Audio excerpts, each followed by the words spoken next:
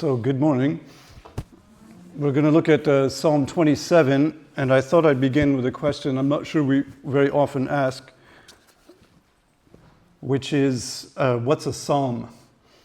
And the Psalms are a peculiar book in the Bible. They were written over a period of 900 years, maybe more. They have a variety of authors. Moses wrote one or more. This one says it is a Psalm of David. And basically they're a collection of songs or collections of poems that were sung out loud. So I brought my visual aid. Kind of like Mission Praise. This is the book that we use in the worship group. It's a collection of the songs that we think are the best ones, the most appropriate ones for our service. But in some ways, and this is a blast from the past, it's more like an album, a record album, because they're arranged in a specific order in the book of Psalms, which sometimes we call the Psalter, the book of Psalms. So when they put the first song on this record, they chose it. They said, we want this to be the first one. And when you get to the end of the first side, back in the old days, you had to turn it over. But they knew that, and they thought, yeah, we'll end the first side with this song, we'll begin the second side with that song. So the way they're arranged is very important in the book, in the Bible. So the first psalm, for example, was not the first one that was written, but it was put in that place for a reason. And just like with rock records, there are different kinds. You have love ballads and you have protest songs. And in the Psalter, you have three main kinds of psalms. You have songs of praise or hymns where we sing about God's greatness. There are also, secondly, petitions or prayers where we ask God for help. And the third main category are liturgical psalms, which were part of religious ceremonies, and sometimes they combine them. So you'll see this psalm we're looking at today starts as a song of praise, and then it becomes a prayer.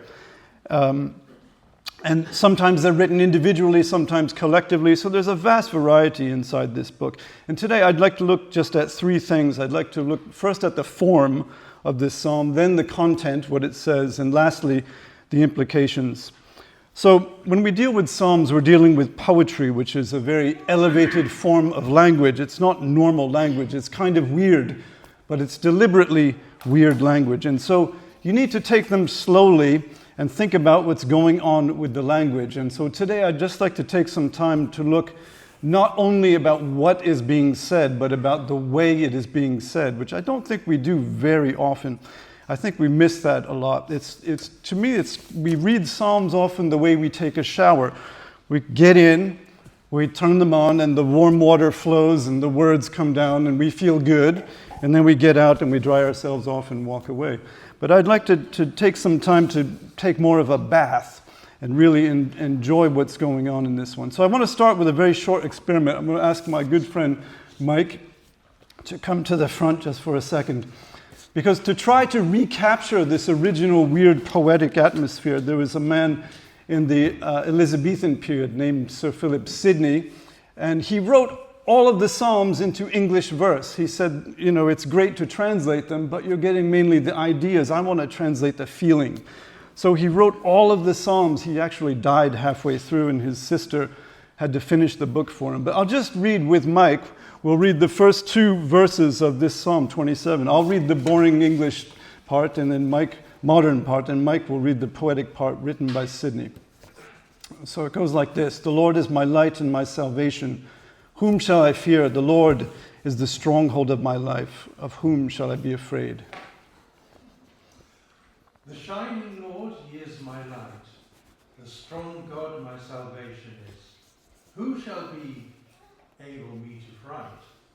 This Lord with strength my life doth bliss, and shall I then fear might of men? When the wicked advance against me to devour me, it is my enemies and my foes who will stumble and fall. When wicked folk, even they that be my foes, to utmost of their power, with raging jaws environ me, my very flesh for to devour. They stumble so that down they go. Okay, thank you, Mike. So that's just to give you a little idea of what it might be like if we read the Psalms more about the way they sound than just about what they're saying. Now, in English poetry, we like rhymes a lot, so you could hear the rhymes in that one. And in Hebrew poetry, they had different techniques, and there are many techniques, but I'll just point out one of them that you can look for when you read the Psalms, and later I'll show you a second one. So the first one is very simple. It's called parallelism, and the second one later on is called chiasmus. But just let's stick to parallelism. Parallelism is really simple. It's when you say the same thing twice, two different ways. So if I say, for example, if I say, he came into my house, he entered my home. That's the same thing, came into, enter, house, home. But I'm doing it in two different ways, and it sounds kind of cool because I'm repeating the same thought. So when you read the Psalms, you can listen for this sort of thing and look out for it. So here's just an example of that. I'll give you three quick examples. Right, the very first verse is a parallelism. It said, the Lord is my light and my salvation. So it's saying God is something good for me. And then it says, whom shall I fear? I don't have to be afraid of anyone. The first part is the same in both of these. The Lord is the stronghold of my life. God is another good thing for me. And then I won't be afraid. God is something good, I'm not afraid. God is something good, I'm not afraid. So you can see they're parallel. I'll give you another example. I just went from verse 1, and in verse 2 there's another one. The blue parts that I'm going to show you here, they're basically saying I'm being attacked. And then the red parts say, yeah, but it's okay. So listen to the way it sounds. It says, when the wicked advance against me, my enemies and foes will stumble and fall. Though an army besiege me, my heart will not fear. Though war break out against me, even then I will be confident. So you have a triple parallelism. He's saying the same thing 3 times in a row in different ways. And that has a kind of aesthetic effect on our brain. One last example. So in verse 4, we have a really, really small one. And you notice I'm just starting at the beginning, verse 1, verse 2, verse 3, verse 4. It's full of this stuff. So in the blue part, it says one thing, this thing only. And in the red part, it says I'm looking for something. So one thing I ask, this only do I seek. So these are parallelisms, and you can use this yourself to go through the Psalms and see not just what is being said, but also the way that it's being said. The second one I'm going to save for later because we have to look at what the Psalm is actually talking about first. So let me go to my second part, which is what is David talking about here? We know it's written by David, and we know David was a king and his life was full of conflict.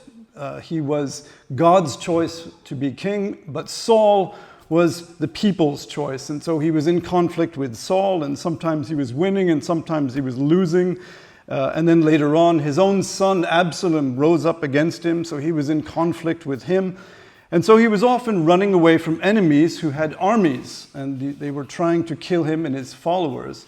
And this explains a lot of what we read about in this psalm, because he's literally talking about his situation. When he talks about a hiding place, he's talking about a place he can go where his enemies won't see him and they can't find him. And so as a military leader, when he says the word stronghold or fortress or high rock, he means literally it's a good place to defend himself. And you can see throughout these opening 6 verses, he talks about that. God is a stronghold or a fortress. And when wars break out against him, or when an army besieges him, then he's got God as his fortress to defend him. And when his enemies surround him. So you can see that throughout the first part, he's saying, I'm on the defensive, I'm being attacked, but God is on my side. But more than having an actual fort, David is saying that you need to trust God to be your fortress. And all throughout the Psalms, we have this theme, which is the man who trusts God and the man who trusts himself. So David is saying effectively, I could just trust in this cool fort I've built. I could find a really high rock, a strong place. That would be good. That might work. But better than that is to trust God, and he will be my fortress. So that's the first part of the psalm, verses 1 to 6. But at the very same time, he superimposes another image on top of the fortress, and that is the image of God's house, or his tent, or his tabernacle, or in the future, what will be his temple. And so I've given you a little image of a recreation of the tabernacle. And you can see again, throughout these same 6 verses, he says, what I want to do is run into the tabernacle of the Lord. I want to dwell there all the days of my life. I want to see God, and I want to see his beauty, and I want to praise him and offer sacrifices with shouts of joy. Notice the tabernacle is not at all a fortress. It's a very flimsy structure compared to a fort. And we have these two images at the same time. And they're kind of opposite images when you think about it. The fort is about war and killing people. And the tabernacle, this tent, is about peace. It's about praising God. But when we put them together, we realize that David is saying, spiritually, the tabernacle, the temple, is a kind of castle. It's a kind of fort. It's where we find protection from the evil forces that have come to devour us, or in one translation, to devour his flesh. So he's saying that just as he is in an actual war, an actual military conflict, so is he also, and we with him, all of humanity, we're in a spiritual war. We're under attack. There are these evil forces who come to devour us spiritually. And our fort is the church. This is our high place, our rock, our fortress. It's our hiding place. And so that's what happens basically in verses 1 to 6. In verse 7, the whole thing changes. I don't know if you noticed this, but he says this. He says, "Hear my voice when I call, Lord. Be merciful to me and answer me." Did you notice what happened? I didn't notice it the first 17 times I read this. He stops talking about God and he turns to God. So he says in the first part, the Lord did this, the Lord is my fortress. Now he doesn't say the Lord, he says Lord. He's speaking to him. Hear my voice, you hear my voice, God. Lord, be merciful to me, you be merciful to me and answer me. So this is the point where the whole psalm changes. And then, suddenly, after verse 7, it becomes intensely personal. And he says this, my heart says, seek his face. So there's something within David, within us, within all humans, that commands us to go and look for God, to come into direct contact with the divine. Even if we don't know who he is, we're driven to seek his face. And so now in the second part of the poem, he already said he wanted to be with God as a fortress. But now he wants to be with God in a much more intimate way. And so his fear is different. It's not just a fear that his enemies will come and attack him and kill him, but in a way it's far more serious because he wonders, what if God doesn't respond? What if God doesn't care? What if he says, God help me, and God says, I'm not interested? Or what if God abandons him? So there's a kind of desperation that arises in verse 9. Keep it there. He says, do not hide your face from me. And when I read this, I can almost imagine a childlike panic in his voice. If you've had this experience, or if you've seen somebody who's had this experience, it's terrible. You have, let's say, a 5-year-old child walking with his mother or father, holding his hand in a crowd, and he sees something, so he lets go. And when he comes back, he doesn't see his parents. He's alone. And there's this sudden feeling of aloneness, of abandonment, panic. And the child cries out, Daddy, where are you? Help. Of course, the father isn't far, the mother isn't far. They can see the child. And don't worry, I'm right here. But there's that moment where you think, maybe they've just walked away and left me here all alone in this crowd. And so it's not surprising that in verse 10, he switches back to the third person. It's kind of though he's trying to reassure himself. He's speaking to himself here. And he says, though my father and my mother forsake me, the Lord will receive me. God will never let me go. So it's a kind of reassurance after this panic. And then, in the very last part, when he realizes how dependent he is upon God, it dawns on him that in the world of war, in the world of politics, but also in the spiritual realm, he needs God for everything. And so he says in verses 11 and 12, you teach me, show me the way out of here. because there are enemies and I can't get out by myself. And then finally, the very last part of the last two verses in Psalm 27, he seems to become calm again. And it's similar to the calmness in the beginning, but it's deeper now, because what I would call belief in the beginning, he says, I believe God is my fortress, I believe God has the tabernacle and I want to see his face. Now we have what I would call trust. And still, he doesn't deny reality. He's still in a difficult situation. So you notice he says, I remain confident of this. I will see the goodness of the Lord. It's not here yet. It's in the future. It's coming. But now I trust that it will come. I trust that he will not turn away from me. He's still in a difficult situation. His enemies are still coming. Only now he trusts in God to save him. And so there he is, and here we are in this in-between place. The enemies are coming, but they have not yet arrived. And God is there. He's going to help us, but he's not yet there helping us. We're in between. And so what can you do when you're in between? And you have the very last verse says, wait. Oh, sorry, go back. Thank you. Wait for the Lord. Be strong, take heart, and wait for the Lord. So that we've just gone through the whole psalm, and you can see that how it changed. He was speaking about God, then he speaks to God, and then he has a different kind of a fear, and then his fear is calmed. Now I want to show you something very quickly, which is really, really cool, and it's kind of technical, but I can't resist. And it's the second poetic technique I want to talk about today. There are many others, but I'm just giving you two. This one is called chiasmus, which is something you can use when you talk to your friends at dinner parties, and they'll think you're really smart. But it's really simple. It goes like this. It goes ABC, CBA. It goes out, ABC, and then back, CBA. Very simple. So here's an example of it. I wrote this myself. This is a poem. It goes like this. I love to eat ham sandwiches. I eat one every day for lunch. They taste so good. What wonderful flavor they have. I will have one today at 12 o'clock. Ham sandwiches are my favorite food. I didn't know it was going to rhyme, but it does. So how is this a chiasmus? Well, it's a chiasmus because it goes A, B, C, C, B, A. A is ham sandwiches. B is lunch. C is great flavor. And then it goes great flavor, lunch, ham sandwiches. So it looks like this. Okay? That's chiasmus. Let's apply it to Psalm 27.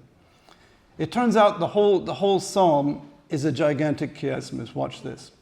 The first verse says, the Lord gives me courage. He's my fortress. I will not fear. The second part, verses 2 to 3, say, my enemies are attacking me. Right? The wicked advance against me. Then it says, okay, I'm going to seek the Lord. I want to see his face in the tabernacle. Then verse 7, I told you, it all changes. He says, hear, O Lord. But look what happens afterwards. Verses 8 to 10, he says, I'll seek the Lord.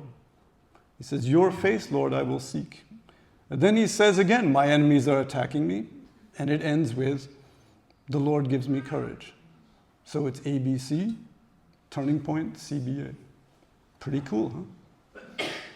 It's just to say there's a lot going on in these Psalms, right? It's very different language from the kind of language we get in the book of Kings, which is history, or the Gospels, which are historical, or the letters of Paul. It's a different way of speaking, a different genre. Okay, that was the form of the Psalms and then what we can see happening inside Psalm 27. The last thing I wanted to mention is the implications of Psalm 27. So, go back. Yeah. So the implications we can sum up in one word, which is Jesus.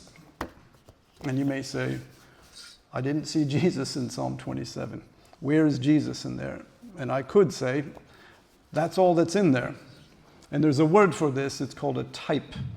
A type is a foreshadowing. It's something that's going to happen where we get an image of it. We see the outline, but it's not the real thing. And there's lots of this in the Old Testament, but I'll just give you an example.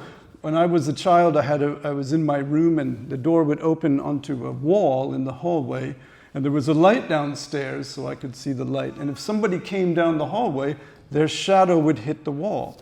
So if I was up at night doing something I should not do, because I was supposed to be sleeping, and I'm in my bed doing something that I shouldn't do, and I would hear somebody coming down the hall, and I would think, oh no, if it's my father, I'm in huge trouble.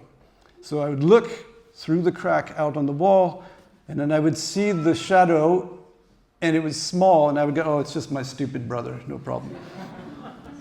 But that was a foreshadowing of the thing that was coming. It was the shadow of the reality. And the Old Testament, now that we have the New Testament, is full of these shadows, and we call them types. They look forward to something that will happen later. So just as a quick example, you know the story of Abraham. God says to Abraham, I want you to take your son you've been waiting for, the son you love, and I want you to kill him. I want you to take Isaac over to this mountain and kill him as a sacrifice.